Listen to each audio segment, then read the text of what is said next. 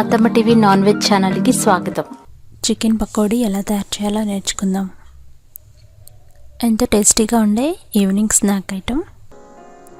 దీని తయారీ కోసం కావలసిన పదార్థాలు: బోన్లెస్ చికెన్ ముక్కలు ½ kg, బియ్యం పిండి 1 టేబుల్ స్పూన్, శనగపిండి 100 గ్రాములు, ఉడకబెట్టుకున్న చికెన్ ముక్కలు, కొత్తిమీర 2 రెమ్మలు, కరివేపాకు 10, అల్లం వెల్లుల్లి పేస్ట్ 2 టీ స్పూన్లు, పచ్చిమిర్చి 2, ఉల్లిపాయ పెద్దది 1, రుచికి సరిపడగా ఉప్పు, కారం 1 టీ స్పూన్, పసుపు 1/2 టీ స్పూన్, నూనె డీప్ ఫ్రైకి సరిపడా garam masala powder 1 teaspoon. ఇప్పుడు చికెన్ ఉడకబెట్టడం నేర్చుకుందాం. బోన్లెస్ చికెన్ తీసుకొని శుభ్రంగా కడిగి చిన్న చిన్న ముక్కలుగా కట్ చేసి పక్కన పెట్టుకోండి. ఈ ముక్కల్లో కారం, పసుపు, రుచికి సరిపడగా ఉప్పు, కొద్దిగా garam masala powder, 1 teaspoon అల్లం వెల్లుల్లి పేస్టు ఇవన్నీ వేసి బాగా కలియబెట్టాలి. కారం, పసుపు, ఉప్పు, గరం మసాలా, అల్లం వెల్లుల్లి పేస్ట్ బాగా కలిపి 5 నిమిషాల పాటు నానబెట్టుకోండి. తర్వాత ఒక చిన్న బౌల్లో తీసుకొని కొద్దిగా నీళ్లు పోసి దాన్ని ఉడికించుకోవాలి. మీడియం ఫ్లేమ్లో పెట్టి ఆ నీళ్లు ఇంకిపోయేంత వరకు ఉడికించండి. చికెన్లో ఉన్న నీళ్లు కూడా వస్తాయి, అవి కూడా ఇంకిపోయేంత వరకు ఉడికించండి. దాదాపు 5 నిమిషాల్లో ఉడికిపోతాయి చికెన్ ముక్కలు.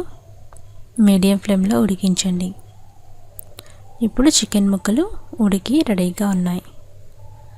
ఒక బౌల్ తీసుకొని అందులో శనగపిండి, బియ్యం పిండి, అల్లం వెల్లుల్లి పేస్ట్, సన్నగా కట్ చేసుకున్న ఉల్లిపాయ పచ్చిమిరపకాయ ముక్కలు, కరివేపాకు, కొత్తిమీర, రుచికి సరిపడగా ఉప్పు వేసుకోండి. ఇవన్నీ వేసి బాగా కలియపెట్టండి. కొద్ది కొద్దిగా నీళ్లు కలుపుకుంటూ బజ్జీల పిండిలాగా తయారు చేసుకోండి. ఈ విధంగా తయారు చేసుకోవాలి. మరీ టైట్గా కాకుండా మరీ లూజ్గా కాకుండా తయారు చేసుకొని అందులో ఉడకబెట్టుకున్న చికెన్ ముక్కలు వేసి మళ్ళా పిండిలో కలిసేలాగా కలియపెట్టండి. ఈ చికెన్ ముక్కలకి ఈ పిండి అంటుకోవాలి. ఆ విధంగా కలిపి పక్కన పెట్టుకోండి. ఇప్పుడు స్టవ్ వెలిగించి పాన్ పెట్టి వేడి చేయండి. వేడైన తర్వాత డీప్ ఫ్రైకి సరిపడా నూనె వేసి వేడి చేయండి. నూనె బాగా కాగిన తర్వాత మనం పిండిలో నానబెట్టి పెట్టుకున్న చికెన్ ముక్కల్ని పకోడీలాగా ఒక్కొక్కటి వేయండి. ఈ విధంగా పకోడీలు ఎలా వేస్తామో ఆ విధంగా వేయండి. మీడియం ఫ్లేమ్లో పెట్టి వేయించండి. 2 వైపులా తిప్పుకుంటూ మీడియం ఫ్లేమ్లో గోల్డ్ కలర్లోకి వచ్చేంత వరకు వేయించండి.